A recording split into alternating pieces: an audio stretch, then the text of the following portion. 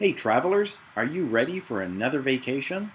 Welcome to Trekking by Chris. I'm Chris, your personal travel butler with YYZ Travel.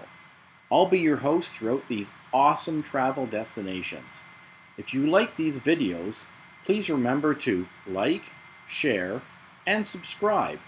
So get ready for another adventure. Welcome to 7 nights on the luxurious MSC Divina as we cruise through the Caribbean, staying 2 days on the MSC Bahamas Private Island Reserve, 1 day at Costa Maya Mexico, 1 day at Cozumel Mexico, and 2 days of ocean travel. We added a drinks package and the 2-dinner combo of Steakhouse and Galaxy Asian dinners to our Fantastica package. We had an uneventful Air Transat flight from Toronto to Orlando, then private transportation to La Quinta Inn, Cocoa Beach, Port Canaveral. The room included a full breakfast buffet, and JT's social bar is on site. The pool has plenty of seating, including loungers, chairs, and tables. There's also outdoor seating by the breakfast buffet area. The room was basic, but we had a very comfortable bed with all the basic necessities you would expect. The interesting thing I found about this hotel was all the NASA photos and items, including a full spacesuit. The Siam Orchid sushi restaurant is also on site. After arriving at Port Canaveral and being processed through the inevitable boarding procedure, we arrived on board and proceeded to our cabin on deck 11. Our cabin was a Fantastica level balcony on the port side of the ship. A very comfortable bed, sitting area, desk, closet, balcony, and bathroom are well laid out. This is a European-built ship, so the electrical outlets are 240 volt throughout the cabin and ship. The only 120 volt outlets are by the desk area. As I used the CPAP machine, this was a problem initially. It took several hours to first find an extension that was defective, then several more to find an adapter plug that I could use on the bedside lamp outlet. I would recommend bringing adapter plugs and a universal plug to ensure you have everything you need for your devices. Our package included Wi-Fi for 2 devices and a drinks package. Make sure you check the input voltage on your devices before plugging them into a 240 volt outlet. I recommend this universal adapter and converter plug with USB plugs. Storage in the room is limited to the closet, 2 end tables, and 2 desk drawers. The bathroom is functional, but is limited to a single 240 volt outlet on the wall by the door. The shower is a bit tight, but works well. This is the central Aqua Park area on deck 14 and where most activities occur. This video is taken from deck 15, Mercurio, as you can see from the deck sign and map. There are plenty of different sitting areas around the Aqua Park, including 2 bars and 2 hot tubs. Loungers are around the pool and under deck 15 walking track if you prefer shade. There is also a covered pool area forward of the Aqua Park with additional hot tubs and a bar. Deck 14 also features the various buffet areas. There is plenty of seating for lounging and dining and a gelato bar. The first morning we arrived at the Ocean Cay MSC Marine Reserve Private Island. The island features shops, accommodations, several beaches, restaurants, bars, and rentals. The first day we spent on the South Beach by the Ocean Cay Lagoon. Our on-board drinks package extended to the island and food was also included. We did rent loungers and a beach umbrella for the day. We had an absolutely fantastic time on the island. The second day at the island we stayed on board due to some overindulgence of drink and sun the day before. There are several shops on the island, including the MSC logo shop and general souvenir shop. There's also a wedding pavilion on the island. The beaches are beautiful white sand extending out into the water to make ocean access easy. On board, I wanted to give a shout out to Daewee, by far our favorite server on board. This central open area extends through 3 decks. This solo guitar player we usually saw as we were going to or coming from dinner in the Piazza del Doge lounge on deck 7. This couple played every evening after dinner in the La Luna bar, also on deck 7. We had so much fun singing along and chatting with this entertaining duo. This is the Piazza del Doge Lounge, where we sometimes stop before dinner. This is a great place to relax and have a few drinks while listening to light entertainment, usually from a guitar player. There is an onboard casino on deck 6 forward. We're not gamblers, so I can't comment on the type of slots or gaming tables. I can say it certainly looks like any casino I've ever seen, with a huge variety of slot and electronic gaming machines.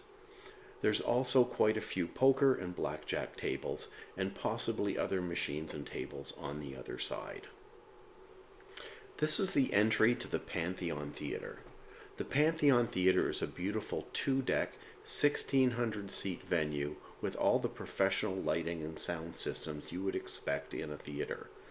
The theater can be accessed from deck 6 or 7, either through the casino or through La Luna Bar. The seats are very comfortable, and there are 6 different shows. Each show plays twice, once before the late seating dinner and another after the early seating. The shows are quite different, from Broadway-style shows to acrobatics and variety shows, as well as a musician-themed night like a Michael Jackson show. There are 2 main dining rooms for dinner. This is the Black Crab, extending through decks 5 and 6 and located amidships.